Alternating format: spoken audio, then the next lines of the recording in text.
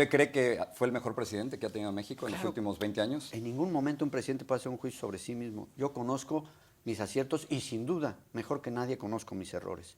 Los he reconocido en mi libro, los reconocí siendo presidente, Jorge, y para el tamaño de los retos de México, no importa lo que se haga, nunca será suficiente para trabajar más a favor de los mexicanos. Pero aquí hay algunas de las críticas. Cuando usted deja la presidencia, millones de mexicanos pierden sus ahorros, pierden sus casas, pierden sus trabajos. Usted le echa la culpa a Ernesto Zedillo, a su gobierno, pero en parte no es usted también responsable de eso. Yo he señalado, Jorge, que cuando un presidente termina, deja activos y pasivos. ¿Sí?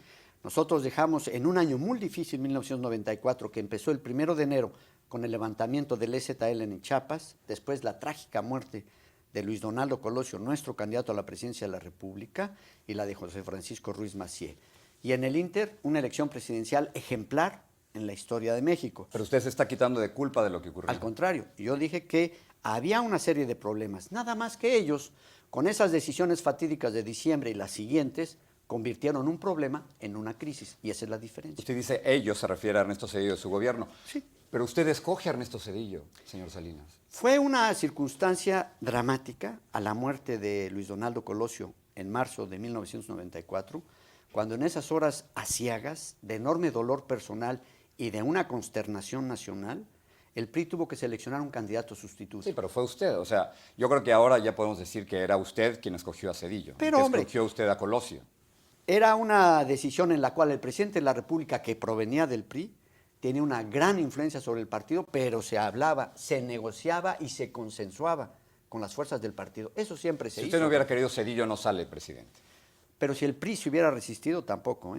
Y sin embargo, quien escogió al candidato para que fuera presidente fue el voto de los mexicanos en la elección de agosto de 1994. Pero usted me dijo que tenía dudas sobre esa elección. Lo que le quería decir es lo siguiente. Usted critica entonces a Zedillo. ¿No será porque Zedillo manda a arrestar a su hermano Raúl? O sea, es decir, ¿no hay razones personales en todo esto?